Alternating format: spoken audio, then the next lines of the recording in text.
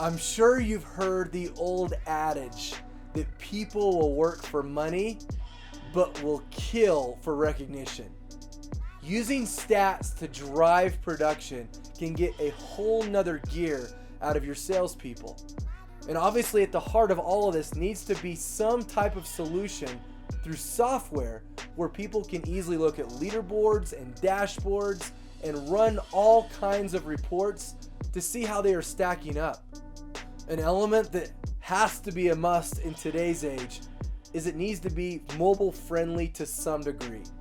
If you don't have an app, that's okay as long as people can access it anytime, anywhere, and especially on the doors. Now what you want to also do is provide functionality so that reps can see how they are doing in their office, in their region, in the company, and even all time if they're trying to chase down some records. And what I would probably say is the most important is that a rep can constantly manage his or herself against past performance.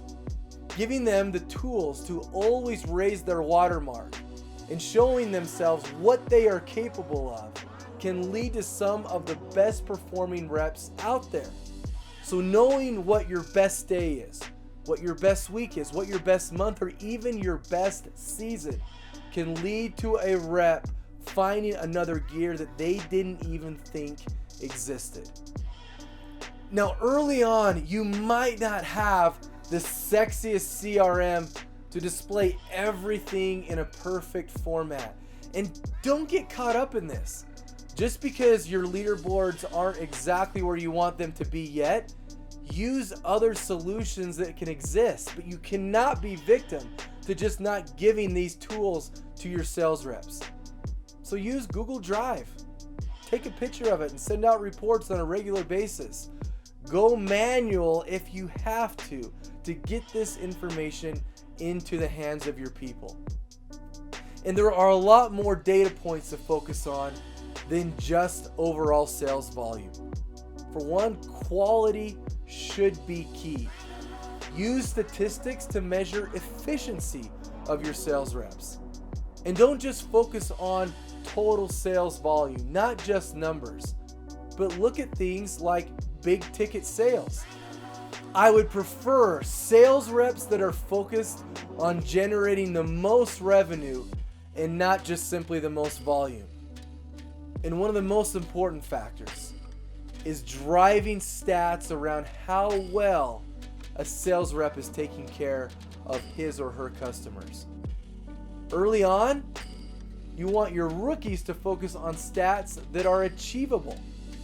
Not just sales, but doors knocked, credit checks, transitions into homes, or number of interactions that they're having with decision makers.